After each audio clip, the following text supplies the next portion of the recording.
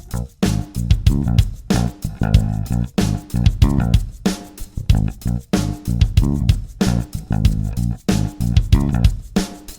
are nothing sacred. We are nothing sacred. We are nothing sacred. With Maxwell Silverhammer. We are nothing sacred. With cruise control. We are nothing sacred. Oh, yes, bitches. Yes. Welcome to the shrink wrap edition Of the Nothing Sacred Show. Hello, I'm Cruise Control. I'm in my protective suit because we are going to be talking about the dynamics of the pandemic with our buddy Luie Loc. This is the shrink wrap. Luie, what's up, buddy? How you doing? Yeah, this is Luie Loc, and I live in Texas, so I don't have any mask or anything like that on. Yeah. Oh, damn. Well, I live up in the Northwest, and I can tell you that it's crazy here, outdoors and stuff. Even though it's not that bad, it's just. See, I live in Vegas. We're kind of in the middle, man. Like It's anything all indoor, we have to wear masks, but outside they don't trip.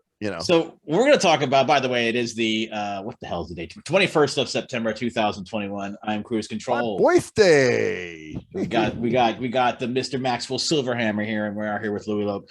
And we're going to talk about the psychological effects on our shrink wrap here. The psychological effects of the pandemic, and I think it's kind of strange because I think it's regional because there's such a difference in people's perspective across the country and on the laws and the things they have to deal with that it's almost like more. I wonder when all is said and done, how much more psychological damage is going to be for the people that are requiring masks than not and that kind of thing. Because we'll go over all that. Right. Yeah. Right. Although here's, I think it's okay. I think it's even like cultural, and when I say cultural, I don't mean like racial or ethnic or anything like that. I mean, if let's just say you, and this is my situation. Nothing really changed except I worked from home, so my financial situation didn't change. My wife's a nurse; she kept on working, and so we both kind of just did our thing, and nothing really financially happened. But if you're in a situation where you were laid off because of COVID, then it's kind of like, whoa, it's a major change. Yeah. So that can spark a lot of anxiety and that sort of thing. So, it all kind of depends on what's going on, Well, even if you didn't have, same kind of situation for me, I just work from home, but it still fucks with you. The fact that, you can't go anywhere and you can't do anything, it's just kind of like, whoa, man, they're telling you to stay home. Like that shit, it's kind of scary, man. Like it scared me. I'll be honest. Well, I want to start out with something that's kind of a basic thing. This is something that you're not going to really understand, Max, because it's a visual thing. Gotcha. Yeah. It's the masking and the psychological effects of wearing masks around people in public. Especially now they're really forcing it on children, which is really, really scary to me. And I think it's a terrible idea. Psychologically, because children and anybody who has vision needs to be able to understand facial expressions to be able to live with people. It's just the way it is. You have vision, you see people's faces, and you have to understand their expressions. Well, it's hard to hear people too. You know what I'm saying? So that's tough.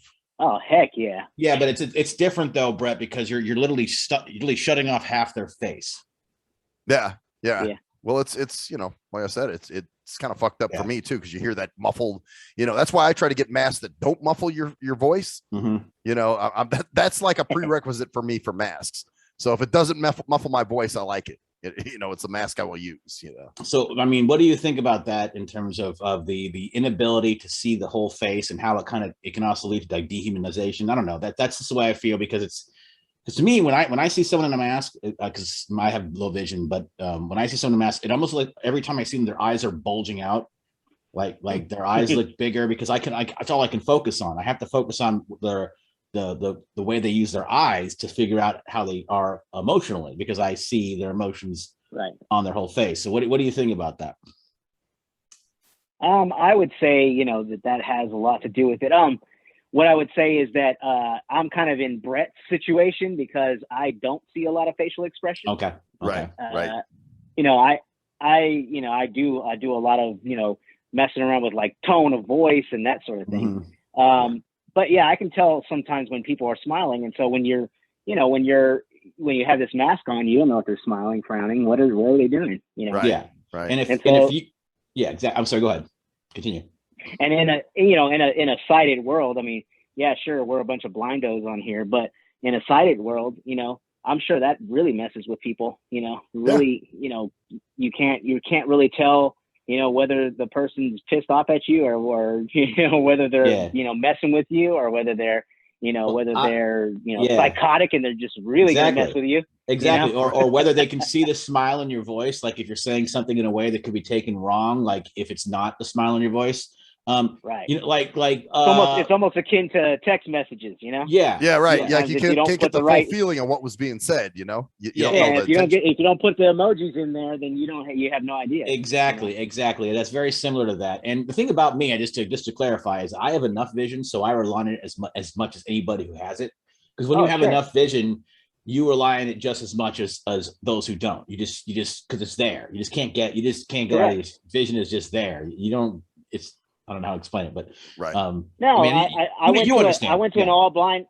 I went to an all blind school, and they were teaching me a lot of blind techniques with canes and stuff like that.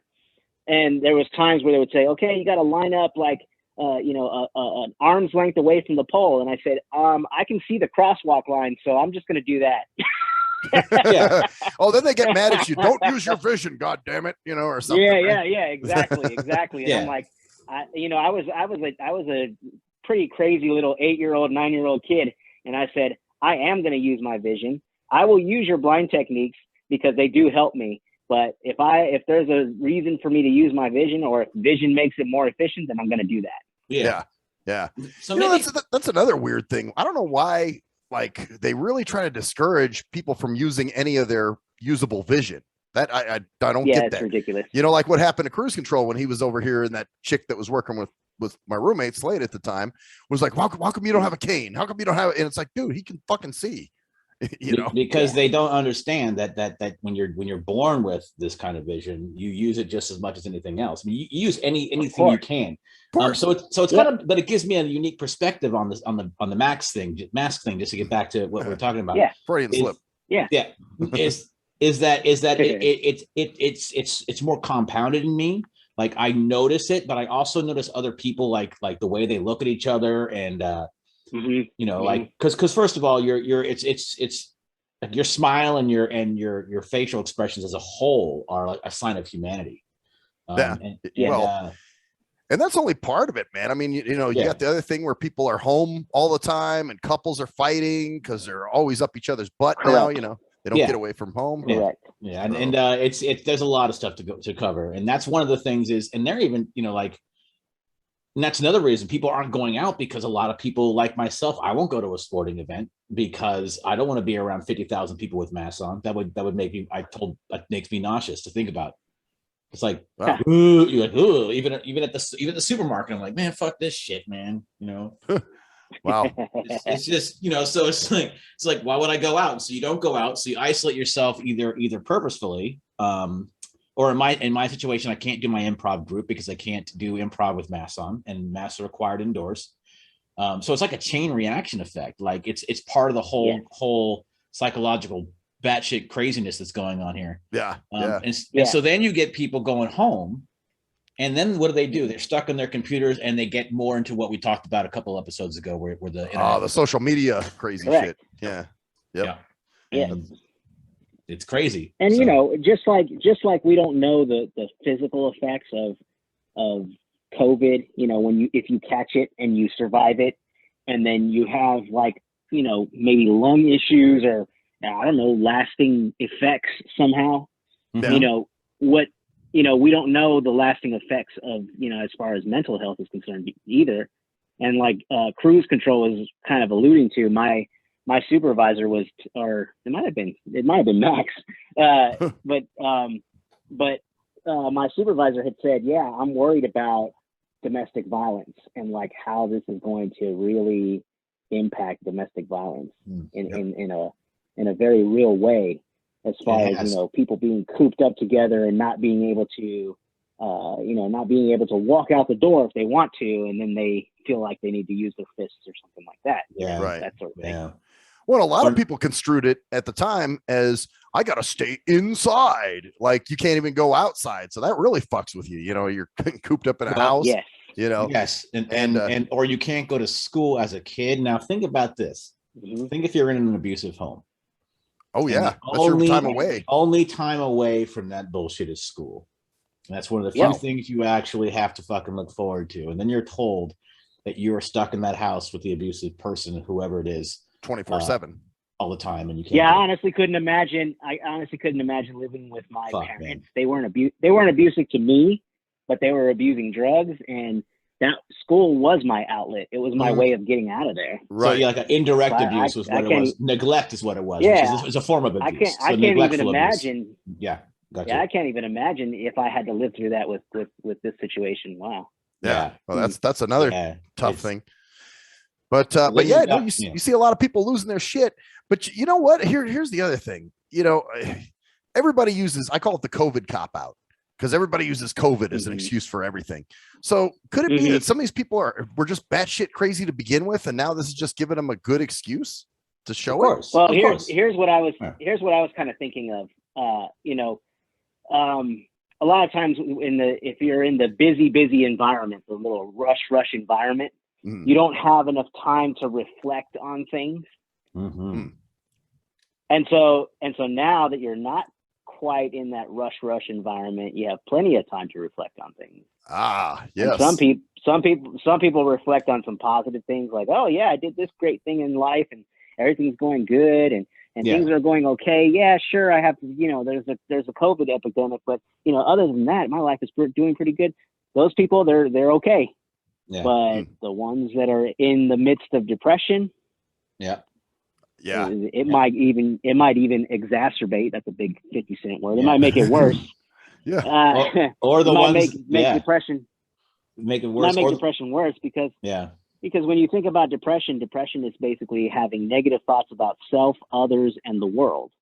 So if you're having all these negative thoughts and you're just sitting there reflecting because you have nothing better to do. Yep, it's a loop. You're just gonna completely have these negative thoughts about the self, others, and the world. Especially the world, because you're like, oh man, this epidemic is bullshit. And then the more you think about it, the more it reinforces itself because there's nothing to break that up. And that's exact, and that's one way of it. But there's also the other type of the person who's go, and they never reflect. And then they stop to reflect, and they have no idea what to do because they don't reflect. So they don't even know what to do with themselves. Yep. So they lose their shit because they don't even they can't reflect because they're not used to it. You know what I'm talking about? Like people that are just not self-aware. Go out. They're called play first people in the well, we got a friend like that. Well, yeah, but they're called they're called play first. Like if you're in like an animal stack and this personality thing in it, it's all about play, all about being outward, never inward. What you're talking about, the reflection is what's called the sleep state, which is introverted. You're two introverted functions working together. But my point is that those people who are out, they never actually stop. So when they do have to stop, they are completely they lose their shit. Yeah. And then they're not used to reflecting. So when you know what I'm talking about, they might resort to outward things like drugs or something like else to dampen down the fact that they can't do anything. And then they become it's a nightmare, man. Well, a lot of drinking, a lot of drug use, I'm sure went up. I would say so. And the reason why I would say that is because one of the things that I teach is a kind of a group counseling thing with substance abuse addicts. And so we get, we have a curriculum, but basically, we talk about relapse prevention. And one of the things that we talk about is do not isolate. Because if you isolate, then you start maybe possibly reflecting and then saying, oh, I better go turn to this drug because I'm feeling like crap right now. And I'm just going to go do this. And you relapse. Yeah. Or I can't do this. I can't go out. I can't be with my friends. I can't go to the things that I want to go to. I can't get the stimulus that I'm used to. Where do I get the stimulus that has stopped me from doing this in the past? Because I filled my life with other things, and now there's nothing to fill my life with. And now it's back to where I was when I was on the drug, because that's what happens with addiction. It fills your life with that thing, and you don't have anything else. Right. And the only way to get rid of the addiction is to get at the things in your life to make it, work. So yeah, I guess there's a lot of relapse and shit. Fuck, man. It's been awful, dude. It's been terrible. I mean, if you look at the statistics so far, suicide rate has skyrocketed. Addiction rate, especially with the opioids, which is scary as shit, because that shit's just, I mean, alcohol and other drugs are dangerous as well, but opioids are absolutely fucking just, fentanyl shit is just unreal how dangerous that shit is. Oh yeah. Oh yeah. And the crazy thing is that, if you can't get it, let's just say you can't get the drug that you're looking for, you're going to experiment and mess around with stuff that you have inside the house. So now you're messing with prescription drug abuse, maybe even messing with other people's drugs. There's a stand-up comic. I don't know if you know who he is. It's Patton Oswalt. Never heard of him. He talks. Yeah, he's pretty funny. He's kind of nerdy, but he's funny at the same time. Anyway, he played the rat in Ratatouille. But anyway, he basically was talking about how old people, he's like, once you hit 70, then you get a stack of drugs. That's all. You get everything. You're invited to the party. You get everything. And so if you think about it, if you live with somebody who just gets a bunch of drugs because they can, and you don't know where else to get your drugs, then where are you going to go? I'll go to grandma's house and hang medicine out with cabinet, her. Man. Yeah. Go raid the medicine cabinet and grab whatever I can get. Yeah. There's so many factors to the mental health breakdown that's happening in our society. Like I said, you're staying at home, you're on social media all the time. You can't get out when you're used to going out to places, or you want to go out and perform, especially think about performers. Musicians that make their money, who just or who can't, and not only talking about money, I'm talking about the purpose, because there's people like who have a purpose to I feel like that's what I'm about is being a performer, spreading joy of expression, and for being, that's what I want to do, and I can't. Right. I can't do any of it. I can't go out and do any open mics. I can't go do my improv group to express myself and actually teach the improv, because I can't wear a mask and do improv. It just doesn't work. So it's kind of your outlet that you can't do, And that's the thing. And that's a lot of people. And it goes to my next point, which is purpose. And a lot of people's purposes are their businesses and their careers. Mm-hmm. And if you own a restaurant, or I know a perfect example, a guy who he was just getting his business rolling. It was a karaoke business. And it was also promoting an improv group that I was in at different locations, being the sponsor for it. And it just got out right before the 2020 March shut down, and he lost it. And it's gone. Wow. So his business just ate it right there before it even got started. That's just a guy who just got started. Think about the 50-year-old restaurant that's been rolling for 50 years. Right. Yep. Right. Yep. And all of a sudden they Boom. say, and it's a family-owned restaurant, and their whole family has a purpose around it. It's built around their family, and bam! Think about what that causes, not just with the restaurant, but at their home life. Yeah. Oh God. If you really look at it, it's just chain reactions and shit. Well, you wonder if it's by design, man. You know what I'm saying? Is this some shit they're trying to do, make everybody nuts and kind of a survival of the fittest thing? Who knows? But the point is, it's here, and the psychological ramifications of it are already. We have no idea what's going to happen to children who have been in mass for kindergarten, their whole kindergarten year. Yeah. How does that affect you psychologically 5 years later? Right. Yeah, that's true. Right. Damn. Right. Wild shit. It's kind of bleak. I mean, this is kind of a bleak subject, but it's the truth. This is how it is. This is not like candy coated bullshit. This is the way it is. Right. Right now. Yeah, it's fucked up, man. And some will survive it and some will not, So what are you going back to Max's point about is it one of those, are they batshit crazy at first and then they right, and then they have an excuse now. Kind of brings it out more. That's a good point. I was thinking about going the opposite way too. I kind of talked about depression, but also anxiety. People don't stop to think about the future, but now they're stopping to think about, what's going to happen now? If they've lost their job, maybe. What's going to happen now? What am I going to do? What am I going to do? And all they have is time to reflect and think. That That could lead to generalized anxiety disorder, or worrying about worry. Exactly. Instead of reflect. It's worry. Right. All you do is worry, you know. And it's like this, and then and you start losing your shit that way, and so you get all anxious and angsty and stressed out. And or the other thing is the back and forth bit too. Like, you know how for a while they're saying, "Oh yeah, we're going to open things up. It's going to be great," and then all of a sudden, "Oh no, well the COVID's not under control yet." And, actually, that's actually a good way to go about it, because remember back, it was 2 weeks to flatten the curve. Right. That was the big deal. That was 3 months. 2 weeks, and then of course wait for the vaccine, and then now this is I mean, there's a lot of this. That's the thing, the distrust, the different people, different information people are getting about different solutions, like ivermectin, ivermectin or whatever. Don't say it. We'll get banned. Oh, simple dimple. Bad medical advice. Is that? Yeah, it's not the good information. My point is that it's stratifying people as well. So it makes. I mean, think about being both anxious and depressed at the same time. Oh, Jesus. Oh, that happens. That happens a lot. Yeah. Think about the idea of depression, anxiety. What's the other big one that would happen through this? Well, there's the mass psychosis type, the tribalism stuff, where the distrust. I don't know what that would be. Paranoia, maybe. Paranoia, maybe paranoia. Yeah. Anxiety and depression, all at the same time. Jesus. And you know, for those who've caught it.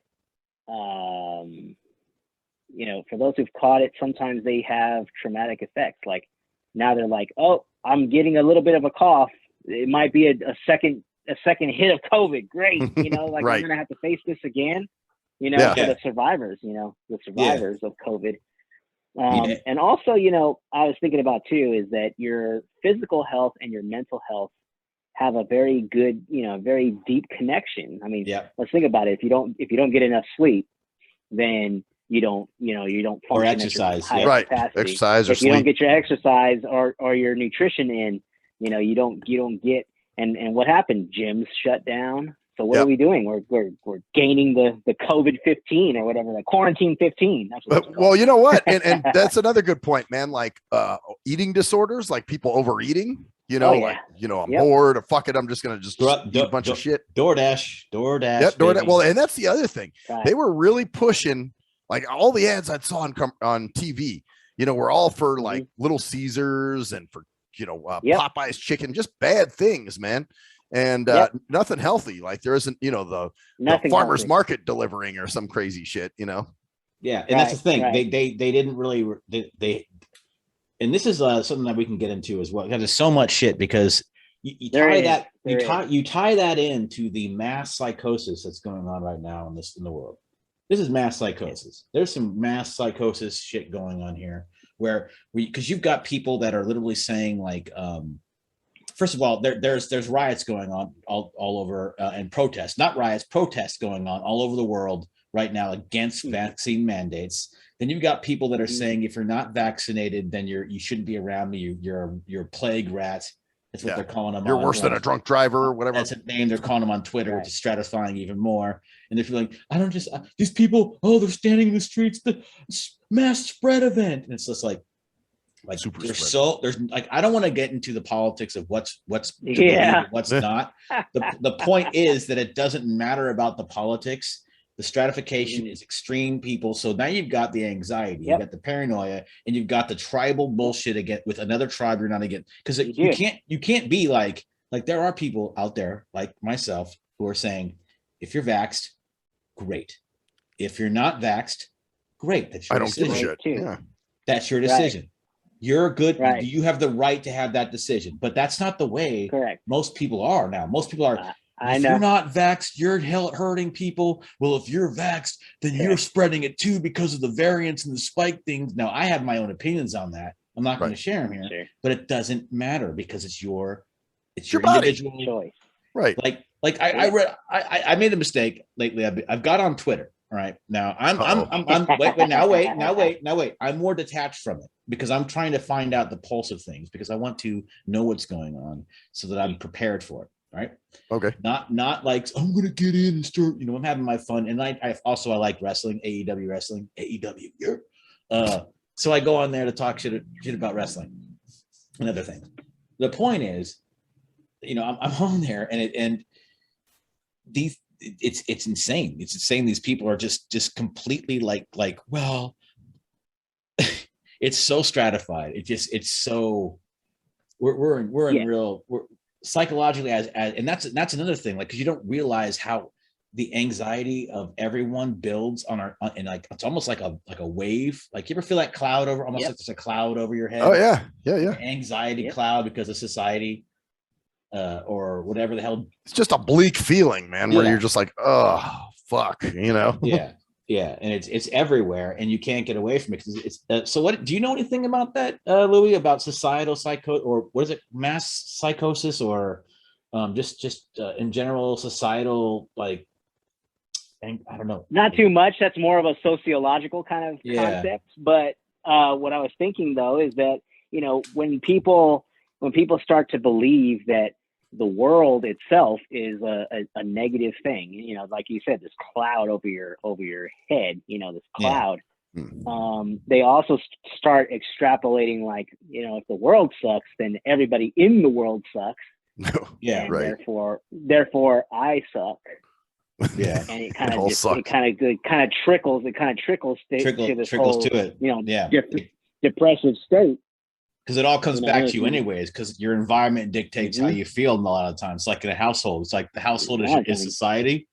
And like, I'll give a perfect example. Like, I live across from a tent city, on 13th or whatever you know, there's a freaking tent city across the street from me, and I hear fighting all the time. I'm going to tell you guys a little story. I walk back from the store, and normally I take a little shortcut, but I was like, you know what? I'm going to a different store, but it's still in the same area.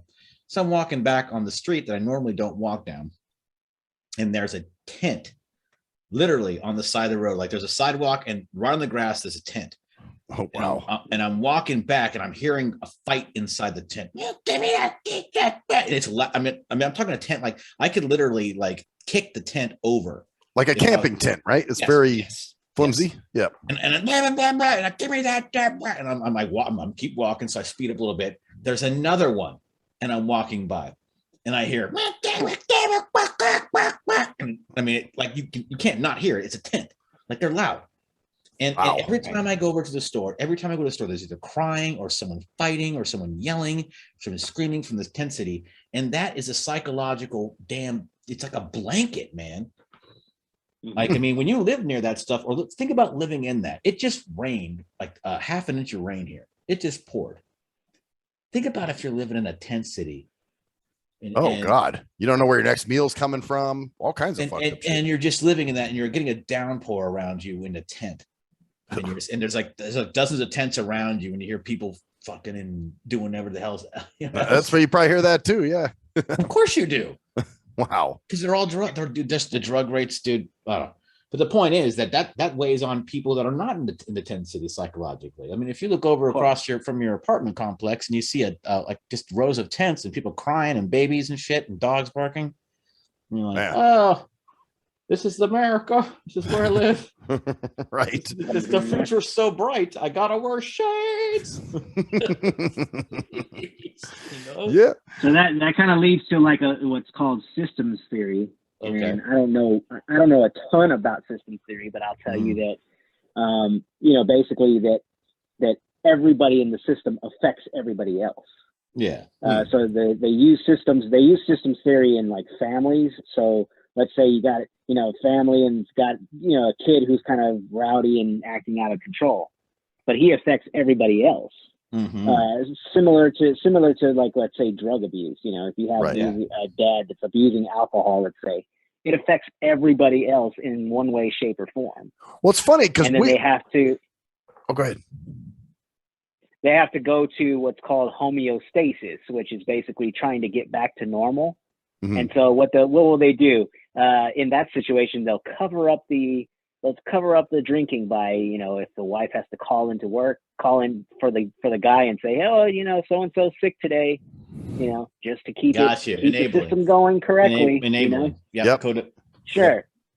But it's basically like, you know, there's a lot of feedback loops in there, and it's basically like okay, what do we do to keep the system normal? Yeah, what do we do to make ourselves feel better as quickly as possible, regardless of the ramifications down the line?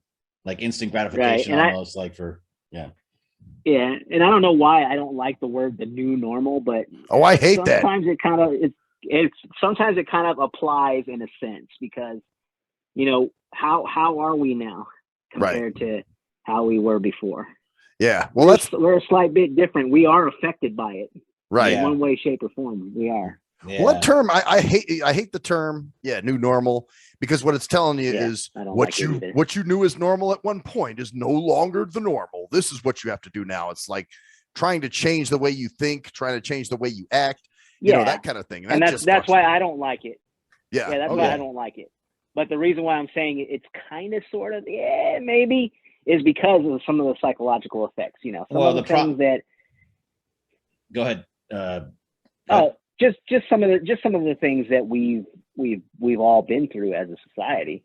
Yeah, right. Well, and here's the thing about it: the new normal is in effect, and the problem is that you have to recognize it, not because you want it to happen, but because everyone or a majority of society has accepted that this is the new normal. That's the problem. Yep, and that's the thing about society. You can't do anything about it if you're just an individual sometimes, because you have to recognize that shit shifts, and shit has shifted in ways that aren't good. I mean. I don't know, and then you throw in, I don't know if you're a big critical race theory. I don't know if you know anything about that, but maybe some other time we can talk about that. But my point is that we throw that in there, throw in the fact that social media makes people dehumanize people, and then you have the mask, which further dehumanizes people because you don't have to see their faces if they're tortured. If they have a mask on, they get hit in the face, they're not going to see their mouth twitch in pain, right? When they get hit, you're gonna see their eyes bulge. But hey, they're just right wingers, man. They're just the unvaxxed, whatever. And that's another thing we have to talk about it: the politicization of that, and how there is a vaxxed and then unvaxxed or anti-vax, which is ridiculous because they're not even. Yeah. You're not anti-vax because you don't want this vaccination. You're anti this vaccination. It doesn't make you anti-vax. It doesn't make you crazy. But they get lumped into that category. It makes you concerned about your body. And well, you can't. If you have MS, are you anti-vax? Well, hell no. Okay, but can you get the vaccination? No, you can't, because it's an autoimmune disease. Right. And that's the problem. You're right. Everybody gets lumped into this one category. It's if you can't, you can't get it. You can't get it. You can't get it. You're so what do? You can't go to the bar. You can't go see a movie. Sociologically. Yeah. Right. So sociologically, you call it mass. What did you call it? Mass hysteria. It is kind of mass hysteria in a weird way. But it breaks people up. In a psychological way, like an individualistic kind of way. Yeah. You can say that it's black and white thinking. It is. It really is, actually. You're either a person who gets vaccinated or you're a person who doesn't, and there's no middle ground. Yeah, right. There's no middle ground. Gray area. There's no gray area. There are people who are losing their jobs, nurses who are losing their jobs because they're pregnant and they don't want to take the vax. And they're like, well, too bad. Then they're nurses. So they're in the medical field.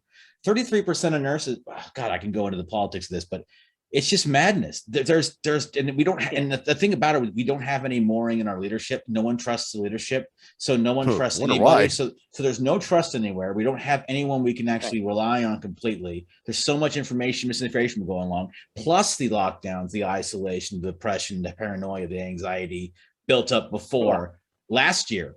Last year that was built up when all those lockdowns. This year now it's like they're like adding gasoline and adding napalm and then adding some TNT propane and a nuclear reactor to a box and then just saying let's go and let's tank. Right. Well, and there's another factor too. Man. There was the snitch factor that was going on. Like people were snitching people out, like businesses that were open. I actually know somebody who was bragging about calling and reporting a business for being open during the pandemic. So there's a lot of the snitch shit going on. And you're going, oh my God.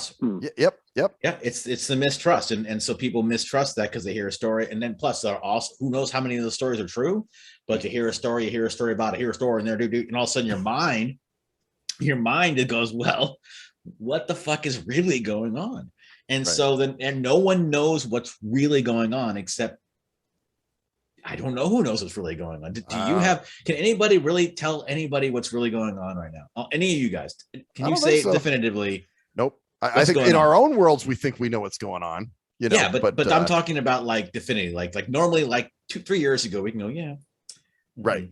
But now you it's kind of a guess. It's a shot in the dark, you know, kind of thing. You know, but that's a wormhole, like, because who knows how long this facade has been going on, and 45 years. Oh boy. No, but that's the point. That's the paranoia. That's kind of making the point. Is that no one can really trust each other at this point, or any. I mean, people are getting thrown off planes because their kid didn't have a mask on.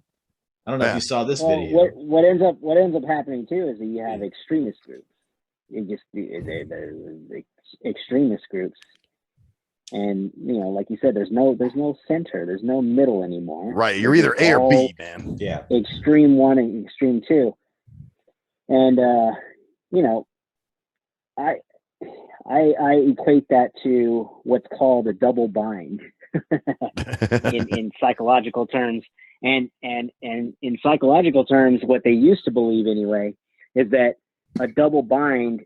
Let's say a mother, okay. If a mother tells a kid, let me see,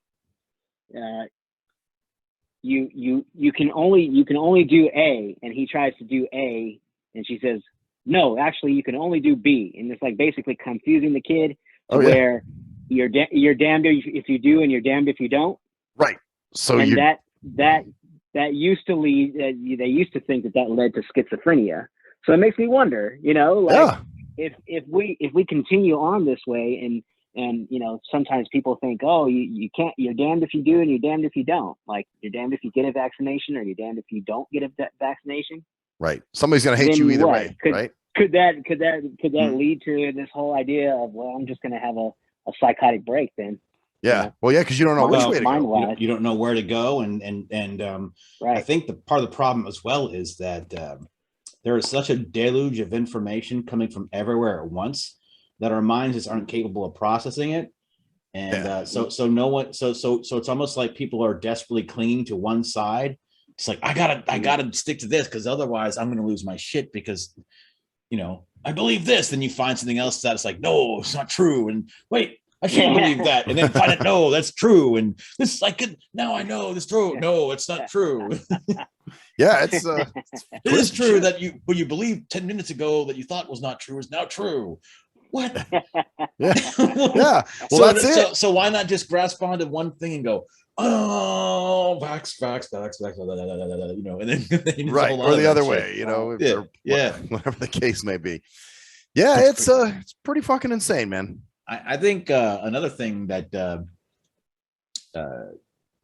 contributes to it is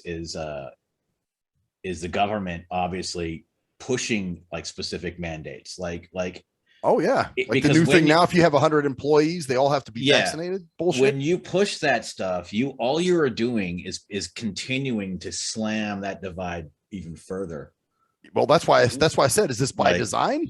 You know, it does. It almost seems like it. I don't even. But that's such a different. That's such a rabbit conspiracy talk. That's such a rabbit. No, but no. It's such a rabbit hole, dude. That we could go down that for like, and that would completely. The point of this is the psychological ramification. So right. How do you see this turning out, man? Lou, I mean, how do you see this? I mean, do you even have an idea? It all depends. Well, at this point, we don't really have any idea about, you know, basically the long-term psychological effects. Yeah. You know, just because, you know, it's not very long-term yet. We don't know. Yeah. But what I would say is it kind of all depends on how long this goes too. But in when you think about it individually. Yeah. Okay. How can we circumvent all this like duplicity and all this stuff. And I think it all depends on what our belief system is about the situation. Yeah. So we can perceive it as a dark cloud, or we can perceive it as, well, maybe possibly this cloud will disappear soon. Hopefully it'll go away. Or maybe you can say, okay, well, if this is part of what I have to deal with, then I'm just going to deal with it in the best way possible and still try to find the silver lining in the dark cloud. Yeah, and I think a lot of times you also have to check out a little bit from your stuff. Of course, you should always check out our social media a lot more than we normally do. But I'm going out of town for a couple of days, and I know I'm not going to spend most of that time on my YouTube channels and on my shit that I normally follow, and so you got to be able to disconnect too, because that's probably the best way. Some people call it a media fast. Yeah. Well, it's kind of like our guy we were going to have on last week. Remember, he turned his phone off because he was busy doing stuff with his family or whatever, and he didn't want to be bothered. So exactly.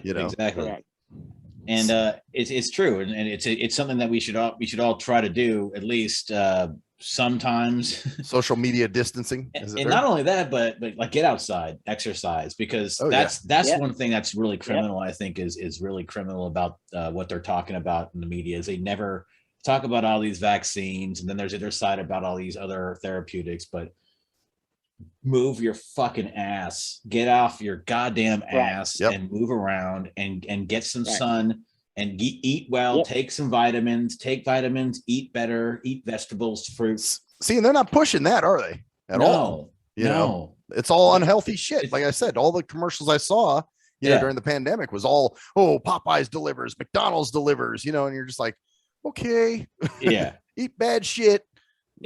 So it's tempting. I've been there. I've met the temptation, and I will be doing the meat and temptation. I'll be eating like shit the next 5 days. Oh yeah, well I'm kind of planning. I'm sure. So we're kind of planning for that, I think. Yeah. But the point is that normally that's the way I don't know. It just seems like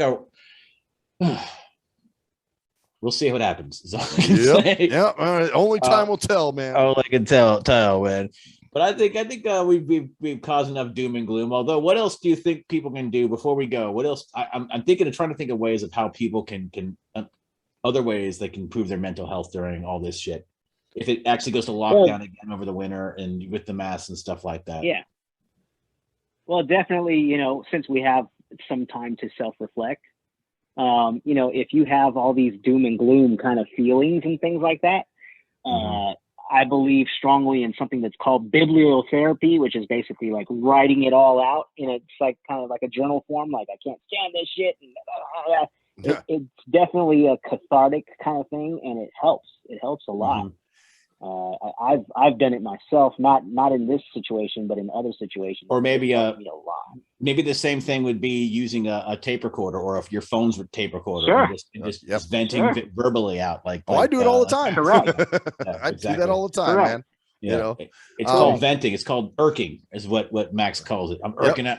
Irking. You're getting your shit out of you, like verbally or written. However. Well, I'll tell you what helped me a lot in the pandemic. That's when I wrote the book. You know what I mean? So, and it was great to be able to go back to a simpler time, to a better time, and reflect and tell those stories. It was cool. It was like going to a whole nother world, for me. Yeah. So another thing is that I think when you're kind of like, let's say you do the recording and you kind of listen back, or or if you're journaling and you kind of read it back and you say, wow, I can't believe I'm really thinking all these kind of sinister thoughts, like, whoa, who am I? Because I think that's what's going to happen to some people. They're going to be like, wow, who is this guy that's thinking such crazy thoughts, that are, it's not me. And you kind of have to go back to your belief system and say, you know what, things don't absolutely have to be perfect for me to enjoy life. No. Well, that's it. And that's the whole thing. We don't like discomfort, Yes. But I think it's more powerful to say, okay, yes, I'm going through some discomfort right now, but it's not the end of the world. It's not, it's what a lot of theorists call catastrophizing. And what we end up doing is we make something that's relatively small in a sense, in the big scheme, into something that's really, really huge. And it's like, oh no. Let me think about this for a second. Is it really that bad? Yeah. Like, could I have it worse? I mean, Cruise Control talks about the tent cities. I just saw a documentary on the LA tent cities, and it allowed me to actually realize, I may not live in the greatest place, but I don't live in that.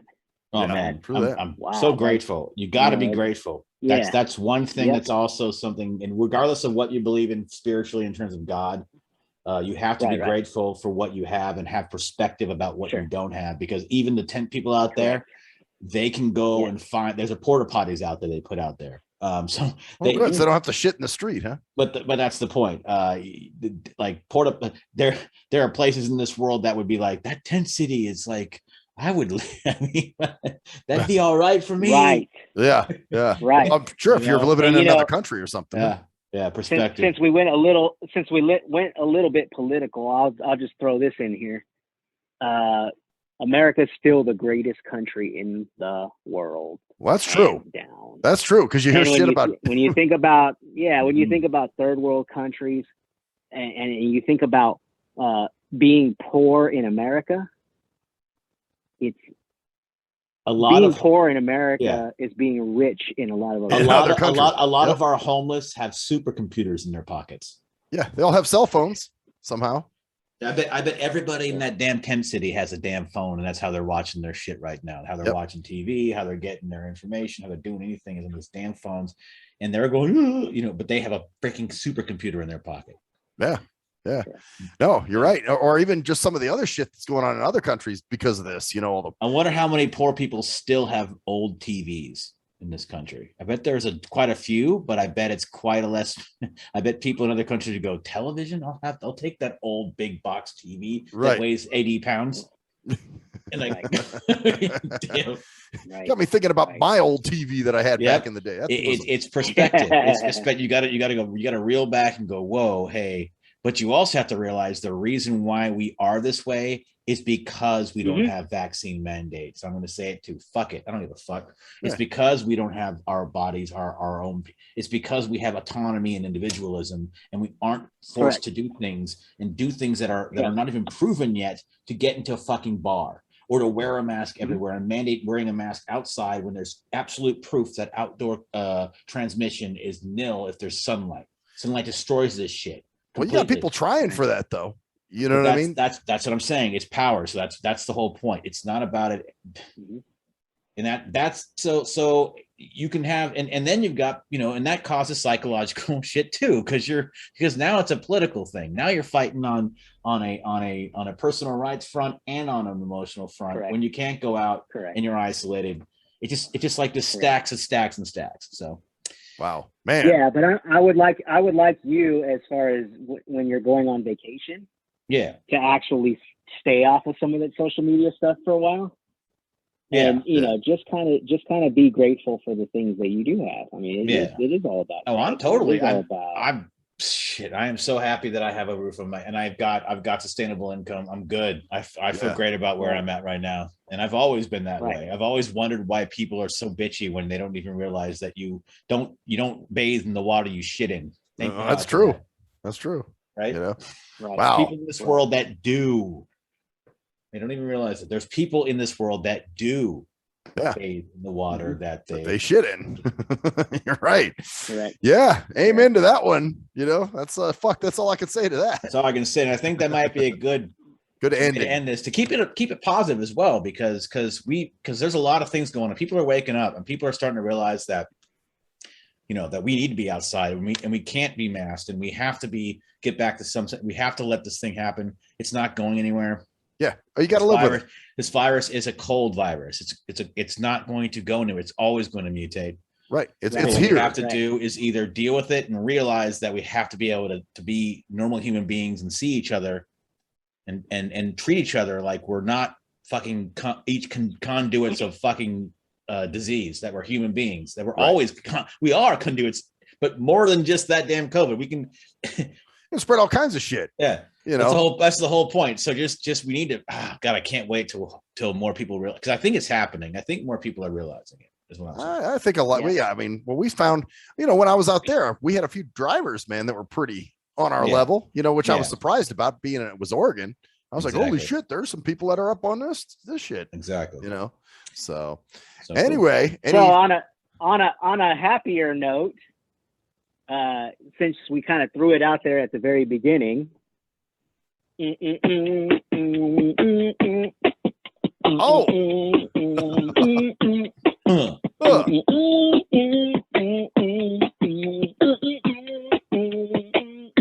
Whoa. Thank you, Luie Loc, man. And many more on Channel 4. Nice happy birthday. Well, let's see. This will actually go up on the 20th, so the day before my birthday.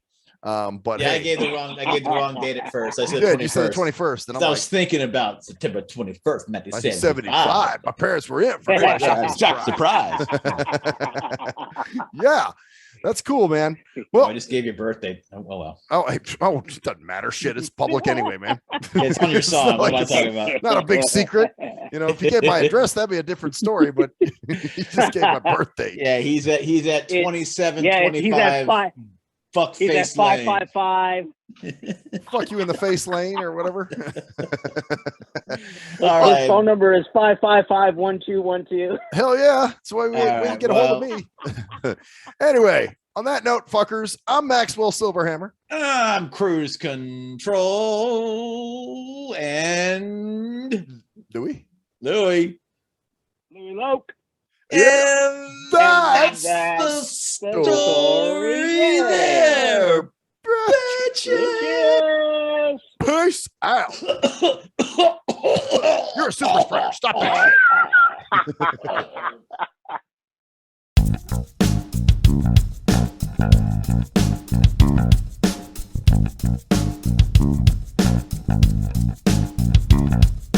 We are nothing sacred. We are nothing sacred. We are nothing sacred. With Maxwell Silverhammer. We are nothing sacred.